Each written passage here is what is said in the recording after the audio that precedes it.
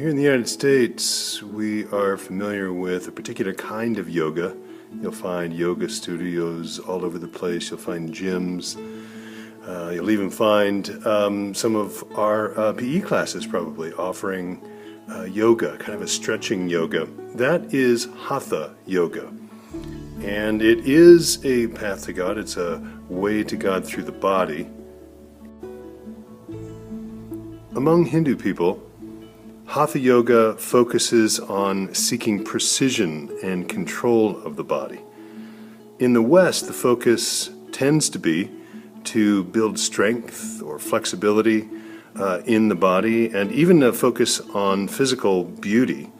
Originally, this kind of yoga was practiced as a preliminary to the spiritual yogas that we're going to be looking at today. The 4 yogas, or paths to God, are practical-minded systems of thought and training that are designed to bring a practitioner to God or to Brahman, to help that person become more identified with God and living out of that identification, to actually discover one's own divinity, that one already is Brahman, even while living on earth. Jnana Yoga is the way to God through knowledge, Bhakti, the way through loving devotion, Karma, the way through works, and Raja is the way to God through psychophysical exercises.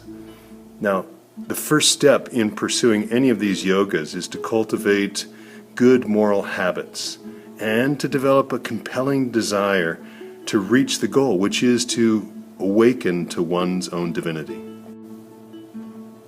Jnana Yoga, the way to God through knowledge, is not so much about factual information as it is intuitive discernment. It's a lot like what the Greeks called Sophia, wisdom, or gnosis, knowledge. It's that deep inner knowledge. And this particular yoga is generally draws people who are thinkers or philosophers.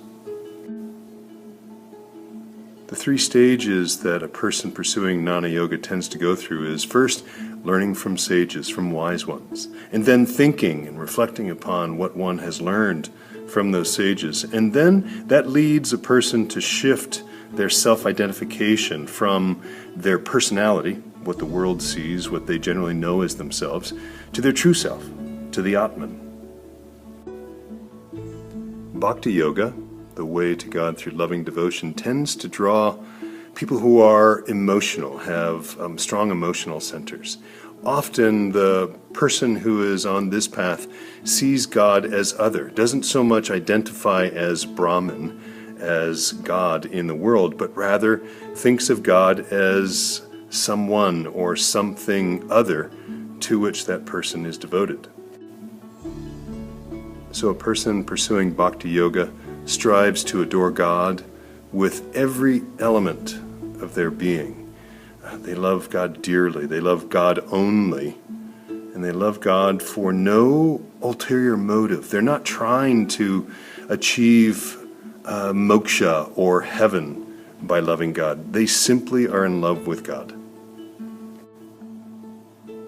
Karma Yoga, or the way to God through work, tends to draw very active people, tactile people, people who like movement, who like using their bodies.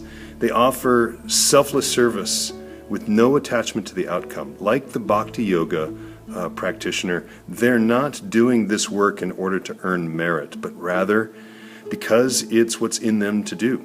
They want to serve with their bodies.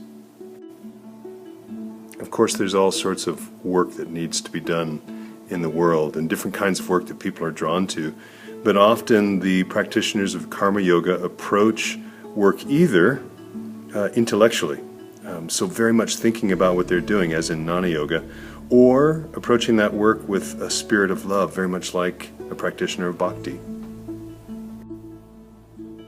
Raja Yoga is the way to God through psychophysical exercises, or exercises that explore and use the mind as well as the body. Tends to draw people of a scientific bent, but the experiments that this scientific person does is on one's own mind. The theory that a person who is pursuing Raja Yoga is putting to the test is that a human is a layered entity, a body, a conscious mind, an individual subconscious, and then being itself, this infinite and eternal aspect of life that the person themselves is or is a part of. This person is seeking direct personal experience of this unity. So those are the 4 yogas. Jnana, which is the way to God through knowledge, tends to draw thinkers. Bhakti, the way through loving devotion for the more emotional people. Karma, the way to God through works, which generally draws very active people. And Raja is the way to God through psychophysical exercises, people who are of a more scientific bent.